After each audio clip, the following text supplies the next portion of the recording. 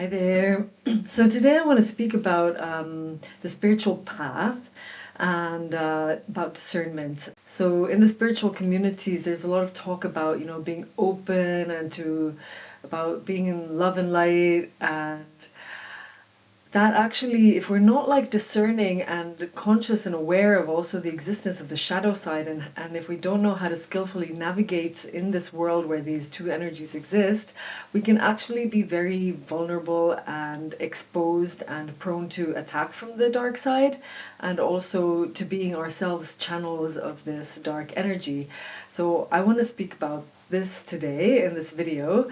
So actually, what inspired me to come into this subject today was something that happened to me personally. So last night, I decided to take a bit of like time off, like all my work stuff, and take some time to just scroll on Instagram and catch up a little bit with what's happening in the world, how are people doing, and yeah. So I was looking on Instagram, and I already know how to kind of keep a bit of distance from. Be a bit discerning about how I take in the information, but nevertheless I did end up going into like these thought spirals about all the problems in the world, all the horrible things that are happening.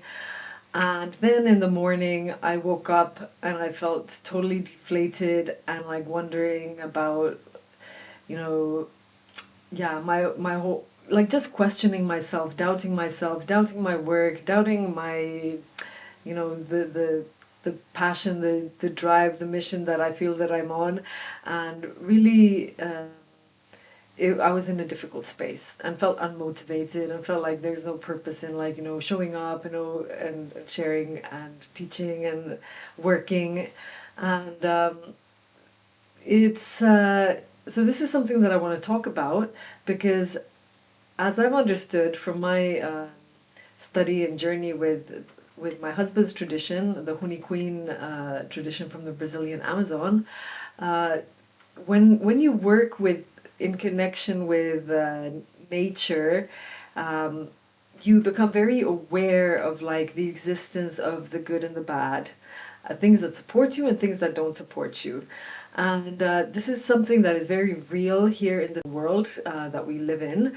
And currently in these spiritual communities, as our consciousness is awakening, we're becoming more aware of a lot of different things.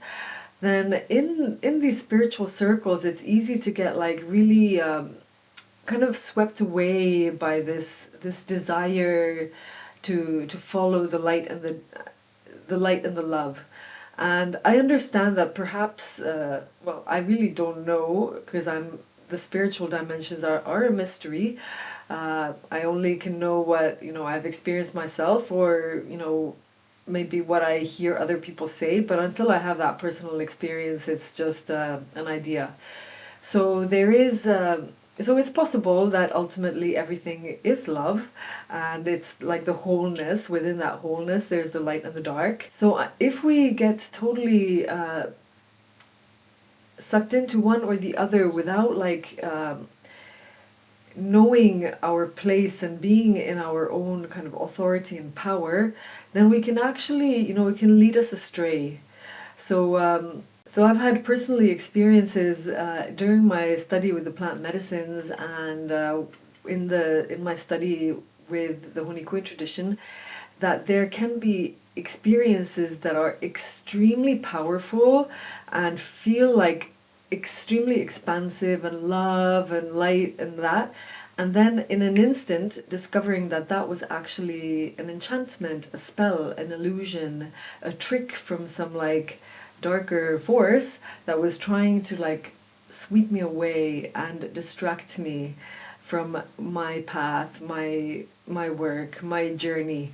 And because the reality is that even though everything might ultimately be love and light, in this life here and now, we live here in on this earth in these physical bodies as part of nature in a world where there exists this dark and this light, and we ourselves also carry this light and dark, and we channel both of these energies through us.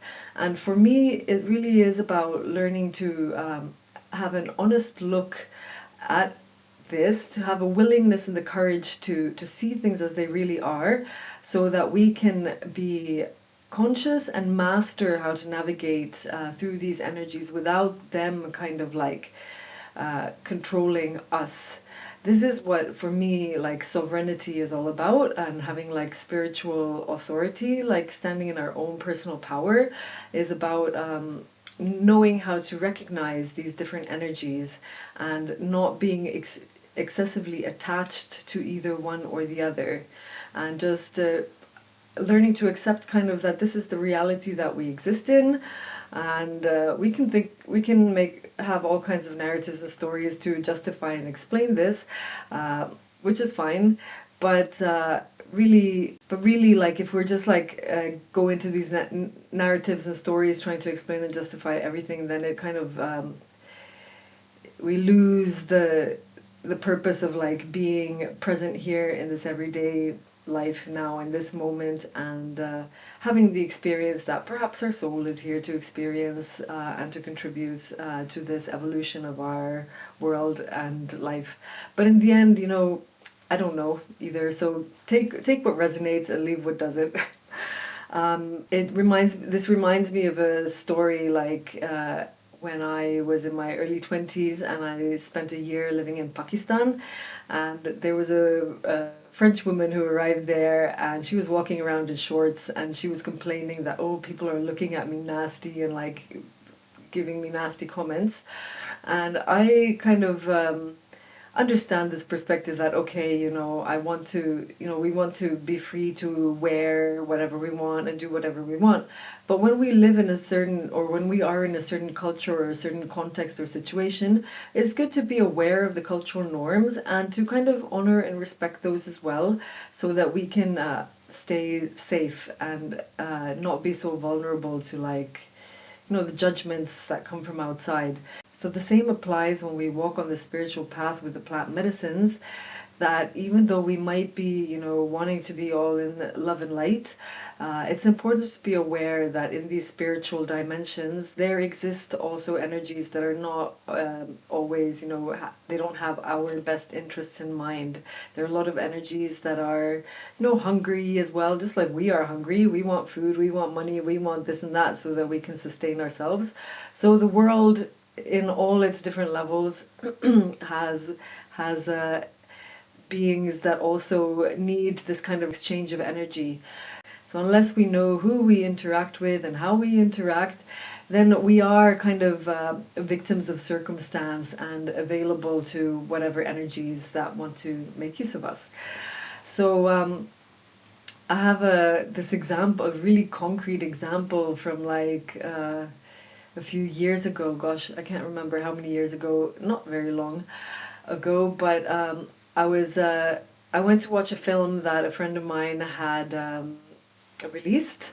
It was a spiritual film, kind of exploring this new era that we're stepping into, and exploring this dynamics of light and dark. And the film was really interspersed with a lot of, you know, kind of this new age spiritual movement about communities where there's a lot of this kind of heart opening connection, and people dancing around naked, hugging each other, and then there was also this, like really encouraging the audience, the watchers, to open up and to kind of become receptive. And then it was like interspersed with lots of images of war and darkness and greed and manipulation and all of that, in a, like, open attack, open attack, open attack. And the next day I felt sicker than I felt, like, gosh, there's not many times I've felt that sick in my life. I felt so sick in my stomach, such a strong stomach ache. I ended up going for a walk and ended up like having to try and like, vomit outside. Couldn't do it. Got home. I had some rapé medicine, which is a sacred medicine from the jungle. and that medicine really helped me. I like projectile vomited whatever it was that I had taken in while watching that film, and I like slowly got rid of this negative dark energy and managed to like come back into like a more grounded space where I was then able to be more available for like this ceremony that I was supposed to lead and hold space for the next day.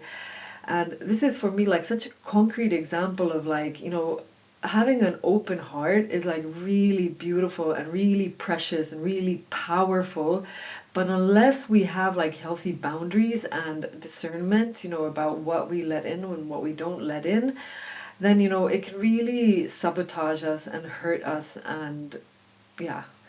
And for me, I had been really had my heart open because I was like wanting to celebrate my friend who had been working for so long on releasing this movie, and I just wanted to like take in everything. But so this was a really important lesson for me to understand, what can happen when we're like super open. And I really understand how like in our cultural system that so many of us live in at the moment, many of us have grown up to be super disconnected from ourselves, from our bodies, from our families, from the divine, from God, from nature, from so many things. And there's like this part in us that is just like so feeling so starved and so hungry for connection. And then we end up in the going to these kind of like spiritual communities where you're supposed to practice eye gazing and hugging everyone, and just like, or in ceremony also, like you go and work with the plant medicines, and you want your heart to open so that you can feel the connection. And then you might be like worried about someone else's process, and watching someone else going through their purging process. And I've learned through my husband, the Honey Queen Indians, they are really clear about like if there's some like negative thing happening, if someone's having a emotional process release, those you're supposed to like kind of like not be there projecting it and vomiting it on top of everyone, because that's really like contamination. And I think that's what happened to me partly yesterday. I was watching people crying and like raging about the state of the world, and that's a totally normal and natural part of our journey of healing and transformation, that this kind of emotional release happens, and usually it's a consequence of stuff that we've taken in that needs to come out as we are triggered by different situations and events and stories. uh, but if we don't know how to like do that in kind of like responsible and respectful and contained way, then we're actually just like projecting more of this like negative energy just onto everyone. And then if we're not mindful and careful about how we like interact with other people's processes, then we can be like sponges and just take it all in. So especially at this time when there's so much happening in the world, like really intense, unpleasant things, and people are sharing their processes and emotions, which, you know, in the grand scheme of things, it all has its place, and there's like no, I don't criticize or judge any of it, because we also need some to express those emotions and express our boundaries and our needs so that we can create the change. So like healthy rage and anger is like a really good mobilizer for transforming and changing things. But I noticed that in our Western world, many of us can feel like super entitled to be like projecting all our rage and emotion and dissatisfaction and everything out there on for everyone to know. So, uh, just for me, it's been like a big, you know, humbling experience to recognize how I myself am maybe contributing to the to the negative energies that are like floating around here in our world. And safety and personal power, coming out of these victim stories and all of that, it starts with having the courage to take responsibility for looking at our own shadows, for looking at how we are collaborating and contributing to all these different situations. So if you find this conversation interesting, stick around. If you're new to this channel, welcome. I'm super excited to be helping other people get some new insights that might be supportive for your journey and path. My name is Minna. I'm also known as Chana Siriani, which is my name from the Hunikuin tradition. I'm the daughter of diplomats from Finland, and I'm married to an indigenous man from the Brazilian rainforest. So I'm used to exploring these different extremes and navigating in different worlds, and I consider myself kind of like a bridge between worlds, between cultures and dimensions. And for me, diving into this indigenous cosmology of my husband's people has been really eye-opening and really teaching. So I want to share a couple of stories that I've learned during my study and my journey with the Hunikuin people, in connection with my spiritual study with the plant medicines and learning from nature. These are stories connected to my current spirit guides, which are beings, energetic beings in the astral dimensions that are connected with beings here in the physical material world. So the first one I want to share is about the caiman, which is the South American crocodile. And this caiman is a symbol of authority and power. So according to their stories, the caiman was the guardian of their crops. He had a bunch of strong spirits like wasps and stingrays and venomous snakes that were there helping him to protect his plantations. And he would regularly offer then food to the people, but he would not allow them to come and steal from his abundance. The caiman also, in their tradition and their story, is being that if you need to cross like a lake or a wide river, the only way that you can cross is if you give the caiman an offering while it's standing there with its mouth open, and when it's got its mouth closed, you run across the back of the caiman to get to the other side. So the caiman is kind of like an authority figure that protects and guards abundance, which helps to support the community. And it's also a being that helps us to traverse difficult positions. It's maybe not very beautiful, attractive, and can be a bit scary character. And I got this vision in a ceremony how this caiman kind of represents the government, or this kind of authority figure. And when we're looking at how the world is working at the moment, there's a lot of concern about how our authority figures are functioning and working, and it might be easy to question and doubt about, I don't want to offer tax money to authorities that use it to create war and kill people on the other side of the world.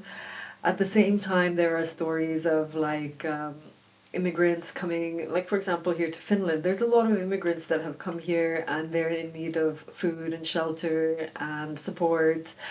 And it's the same, the government is also well, at the moment, maybe there's an imbalance in where those resources are being spent. But the idea is that this government, if it's like the Cayman, if there is a healthy kind of embodiment of authority and responsibility, then it is a caretaker and it is a force that can help us navigate through difficult times and spaces. And my sense is and understanding is, I realize that I've, at a personal level, kind of learned to be afraid of authority, to judge authority. I've heard a lot of stories that are just totally critical about authority, haven't had very many good role models of good authority figures. And this creates this kind of it's kind of like an imbalance and a toxic relationship, because I understand that, all kind of communities and societies, you see them in nature as well. There are hierarchies and different roles. Well, maybe hierarchy is a bit of a difficult word because it kind of maybe gives more importance to some roles than others. Like think of a queen bee or an alpha male wolf, or an alpha female wolf. They each have their own roles. None is better or worse. Like the worker bees are equally important to the queen bee, but they all depend on each other. There's an interconnection and an interrelatedness, and I understand that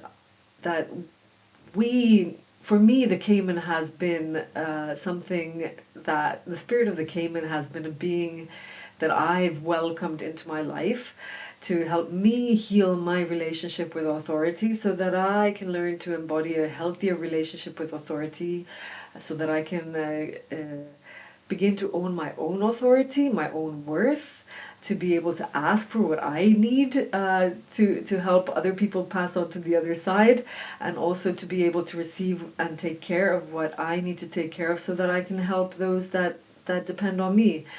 And in this way, I feel not all the spirits or animals or beings or governments, whatever, or people, that none of it is like 100% good or bad. What is kind of off balance at the moment is how we relate to each other. So yeah, that's one story I wanted to share. The other story that I wanted to share, about which for me has been super eye-opening and illustrative of how to navigate in this world where there are these energies that are, well, good and bad, is the spider spirit. So I've oh, I think I've probably always been kind of afraid of spiders. I used to be really scared. I just have these memories from my childhood of these big daddy long leg spiders that were like creepy and crawly that I had to clean up in a church that was full of these webs. And then I always like there's all these stories about these poisonous spiders that are dangerous, and those are kind of like the stories about spiders that mostly go around. And when I've been in the forest doing my spiritual study there, I've had many encounters with spiders, usually the kind of like big, furry, hairy ones that are scary looking. And usually my focus has been on those and, like being afraid of them and avoiding them. And during, I don't remember if it was my first or my second dieta with the plant medicine of Raremuka, that it opens the gateway to connection with the nature world. Um, these there were some really big, black, nasty looking hairy spiders coming very close to me. Like I'd go to my room and there'd be one like right on my hammock. I'd need to get up at night to go pee, and there'd be one right there on the spot where I put my feet down onto the floor. And on one there was a day when the flood waters were rising, and a big one like jumped onto my leg. And then there were times when they just like show up on top of the medicine. And what I've learned from my husband is that these big black, or they can be brown as well, different colors, I guess. But these poisonous spiders, they're usually nocturnal, and they usually stay. They might be out hunting and like that, but when they come close to you, it's because there are some negative, spiritual entities that kind of embody these and take them to where close to you. And I've noticed the same with like wasps and things. Sometimes they come and they hover, and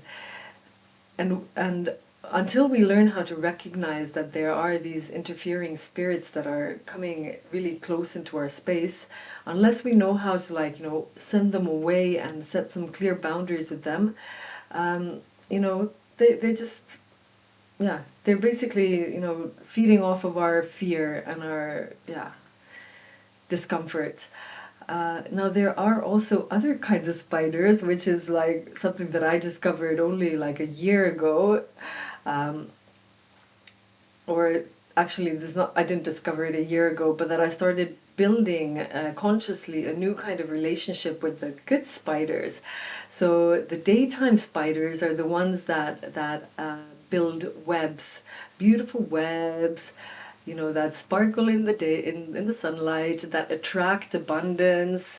Or there is a beautiful honey queen story as well about a actually a woman who carries the same name that I carry, Siryani, who works together with the spirit of the spider, and the spirit of the spider is one who brings, you know, this creative feminine force, helps the feminine uh, weave and create and get visions. And so there's this good spider spirit, and then there's the not so good spider spirits. And what I've learned that my husband often reminds me of is that in the world there is a path, there's a side that is good, and there's a side that is bad. Now, good and bad are words that we give attribute certain value to, and but basically, I mean, if we keep it simple, the good energies are the ones that support us, that help us, and then there's the negative energies that kind of distract us and can harm us. And in they coexist all the time side by side. These two paths are walking in parallel. Whichever side you focus more on, you're obviously giving it more attention, you're feeding it, and it will take you down that pathway. So if you focus on the kind of the dark side, you know, all the things that you don't like, all the problems, uh, and and the things that you're afraid of, and you try to control them and judge them, then that's just going to take you like off track from the path that would take you in the better direction. And usually that, like when we are there in that world, it's there's a lot of like negative thoughts, there's fear, there's confusion, there's judgment, and we just like we can't find like the good creative solutions, and we feel like stuck and overwhelmed. At the same time, there's the good path, which helps us to move forward, to find the things that we need, to find the support that we need, to share, to create connection, you know, the beautiful things. And for me, this has been like, you know, it's all natural, it all exists there at the same time. But our personal power and our sovereignty comes from being in the space of discernment, where when we notice that, that is the opportunity where we can come back to choose that we want to come back to center, and that we want to like actually focus more on creating solutions and good things and connection, instead of like feeding the chaos and the destruction. um, Obviously, destruction and creation are all part of the same system, and since as I mentioned earlier, it also happens all through us. But we can, you know, since we've been given this gift of life, we have an opportunity of how we want to use our energy and our life force and our time and our energy here. So at the moment, especially for those of us who feel like overwhelmed by all this negative energy, there are ways in which we can cultivate like being a positive force in this world, if that's what our calling is. And one of those ways is to be aware of the existence of these different energy realms, and consciously choosing that we want to feed one or the other. And one thing that I've noticed is that this discernment, the ability to discern and make this conscious choice of where we want to direct our energy, it comes from this kind of grounded confidence, which comes from an ability or a willingness to take responsibility. And responsibility for me is about also having the courage to look at the darkness, to acknowledge that exists there, and especially the darkness in ourselves. Because what I've noticed through my own experiences, like, it's very easy if we like avoid the darkness, if we don't want to see like all the ways that we are perpetuating and contributing negativity and bad things to the world. If we want to consider ourselves like a poor victim, a martyr, and oh, I'm a saint. I just want the good. I just want good for everyone, and I just want to seek out all the good things, but are not like willing to actually take the responsibility of owning also our own darkness, and using it to become more discerning and having healthier boundaries. Then whenever we get triggered by something, it can happen that we disassociate and we are not present, and that is when our body, our energetic space becomes like free ground for other energies to use us. And I've had those experiences where I've realized, like, it's been a beautiful moment, and like my husband says one thing that triggers like a wound in me, and snap, like a thunderbolt from, lightning bolt from the sky, I lash out in like some really violent, aggressive way. And these are like entity attacks. And so unless we're willing to like learn how to take responsibility for our own behavior, then we are just being channels also for this negative force in the world. No problem there. That's also, totally part of this reality.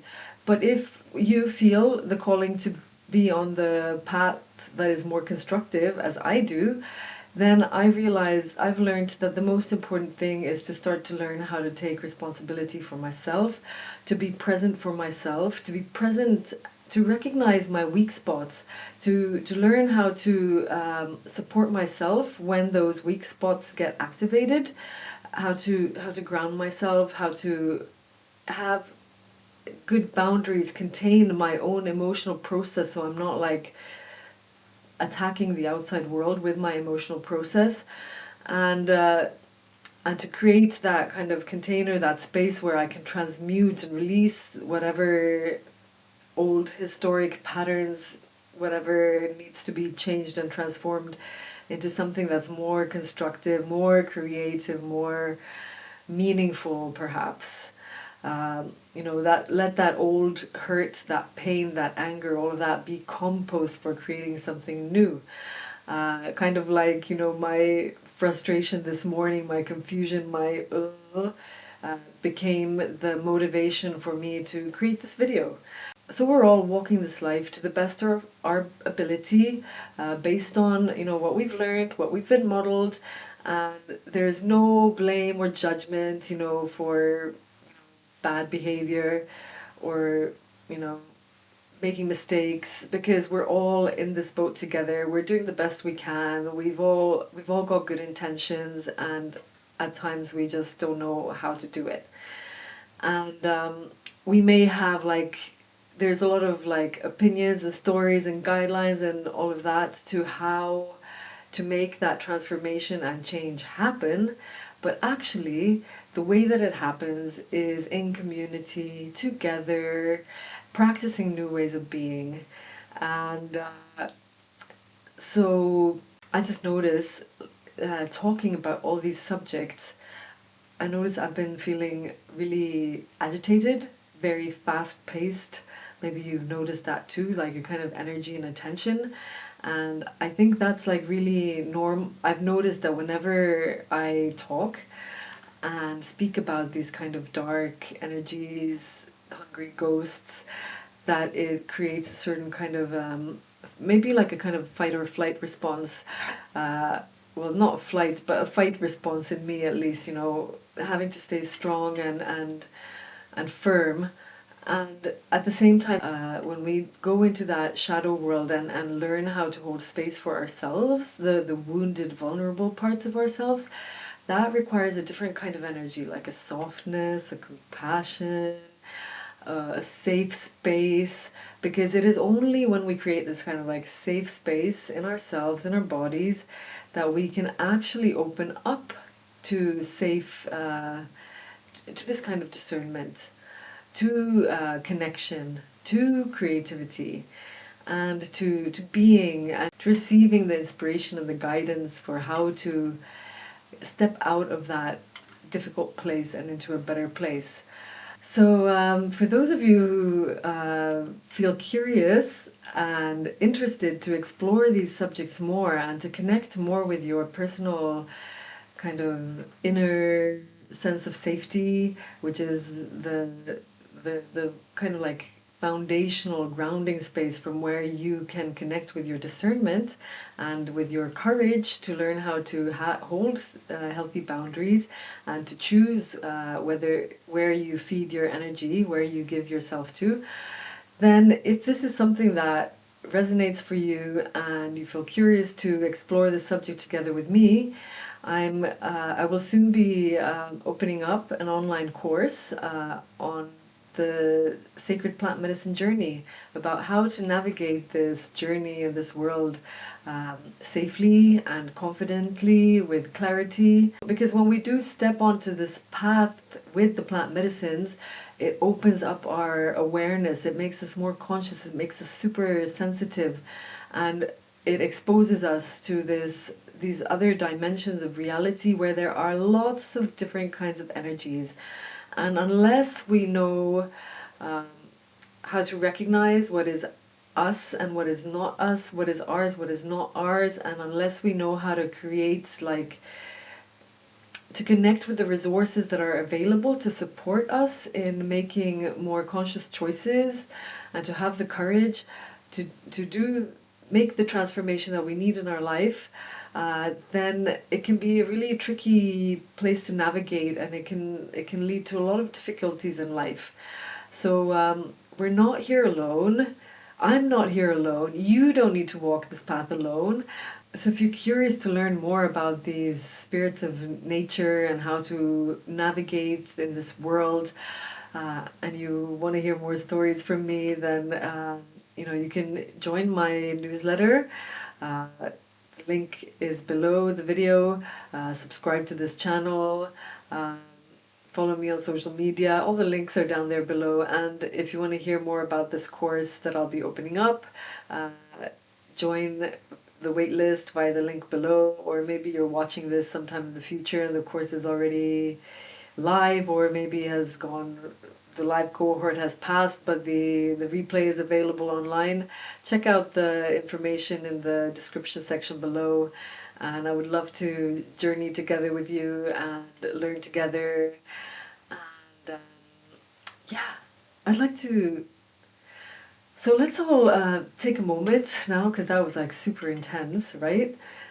So let's take a moment to just ground a bit, because we're safest and we're most protected when we are feeling safe in our bodies.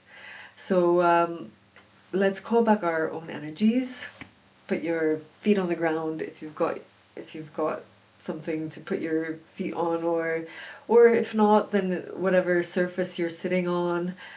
Just take a moment to perhaps feel your connection with the surface below you.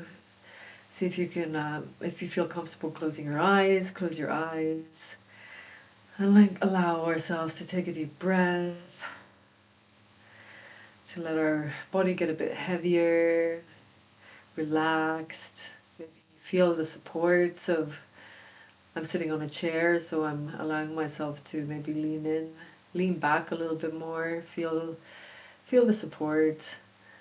Maybe put your hands somewhere on your body if you can, and feel that connection, and allow yourself to, yeah, maybe just connect with that reassurance of being in your body, bringing your energy back into this present moment, because what we've been speaking about has been very out there in these other energetic realms, and when we're out there, in the story world, in the fantasy world, in the enchantment, in the energies of everything that is happening around us. It can be really intense, and we actually, the best thing we can do when we learn to navigate within all these energies is to also learn to balance it out by coming back into our body. So maybe rocking your body, swaying from side to side, gently massaging my thighs, pressing gently, and just if you notice your body sighing, you're releasing something, that's always a really welcome sign, and it's a good thing to acknowledge it, to recognize it. That's your body, like letting go of these like energies that are not ours to think about anymore at this moment. There are moments to be aware of them and to think about them, but there are also moments to be present with ourselves, to support ourselves. So maybe taking a moment to slowly prepare to come back into the space, look around, notice some things around you. Maybe there, if you've got a window that you can look out, if you see maybe a tree or maybe a bird, or maybe you have a plant in your room, or a beautiful picture, or anything that kind of helps you. Name 3 things that you see at the moment around you, just to help you orient back into this reality, because we've just been navigating in some strong energies, and before you go home or get on to the other things that you're gonna get onto after this video, it's good to be present and grounded in your own world. So thanks for sticking around. That was a wild ride, at least for me. I hope there was something in that video that supports you, that inspires you. Remember, there are so many ways of interpreting and experiencing this world. No way is better or worse than the other. Each of us is here just for our own experience of learning. So what I share is my story, my experience. Take what resonates, leave the rest. No need to trust in everything that I said. And I want to close off this video by sharing a short video of 3 minutes where I present to you my altar, my spirit guide team. And the reason why I want to share this is because I mentioned to you earlier that there are these 2 paths, the path of the good and the path of bad. So when we want to choose to feed the creativity rather than the chaos, it's important that we start acknowledging and validating the things that support us, and that comes through gratitude and reciprocity.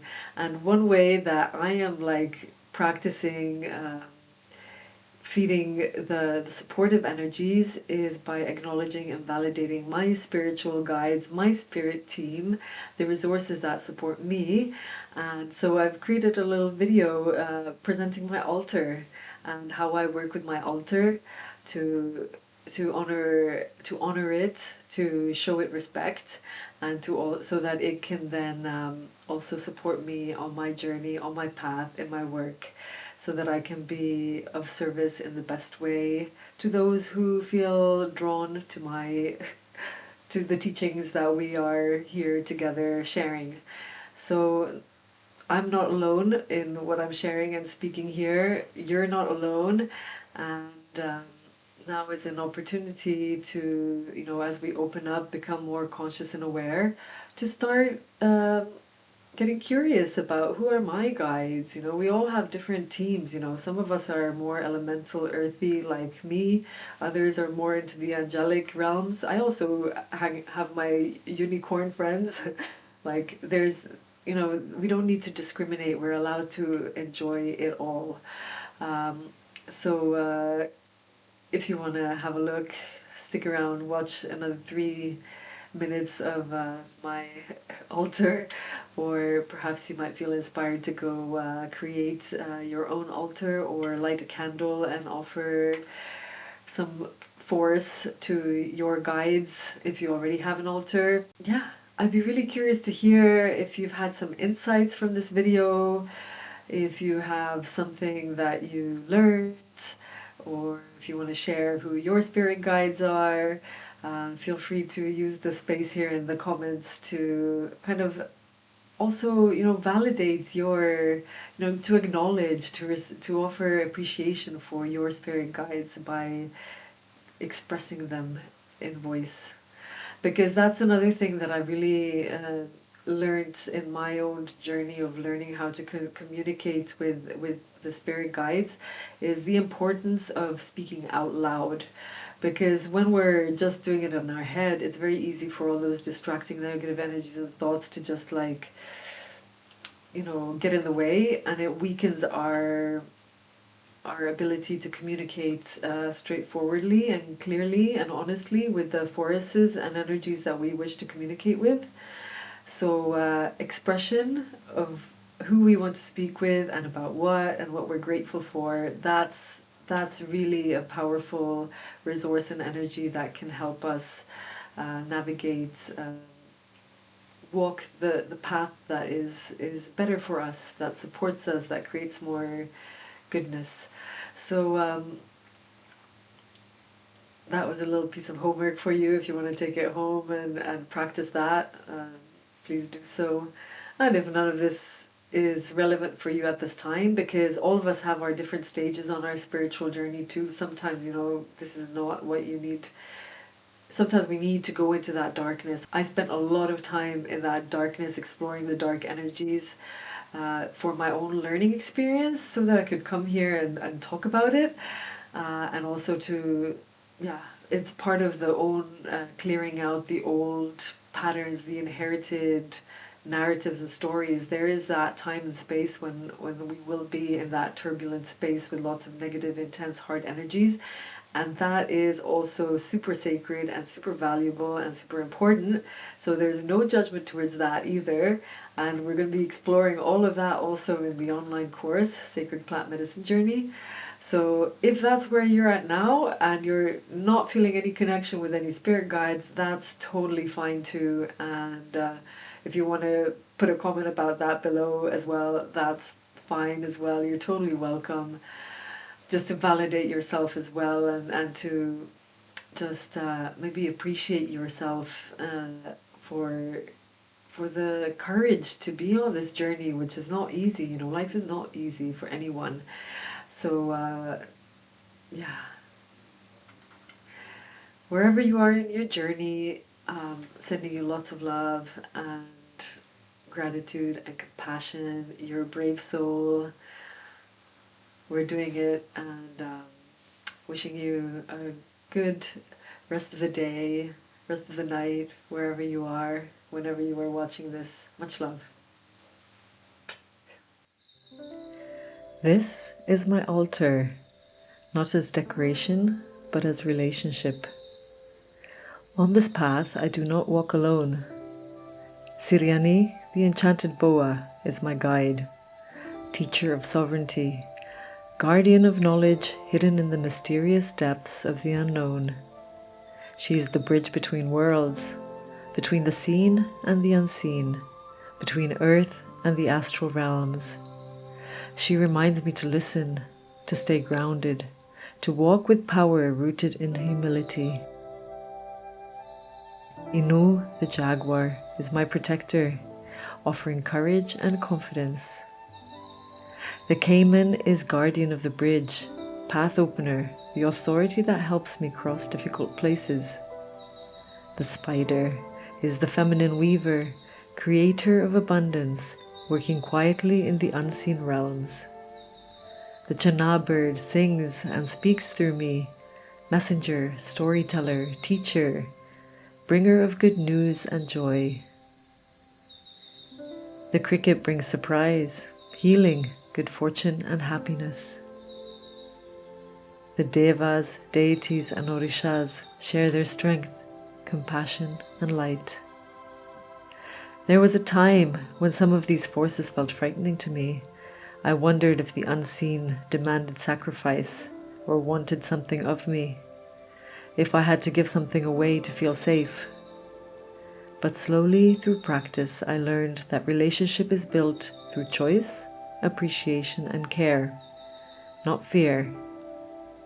Gradually, trust grows and reciprocity deepens. And as I light these candles, I nurture the forces that nurture me. They support me, I support them. Through this altar, I practice cultivating trust with the unseen and healing my relationship to authority, to the feminine and masculine power, to creativity and devotion. This is my team, my family. We walk together between worlds, with respect, in service, never alone. Who walks with you?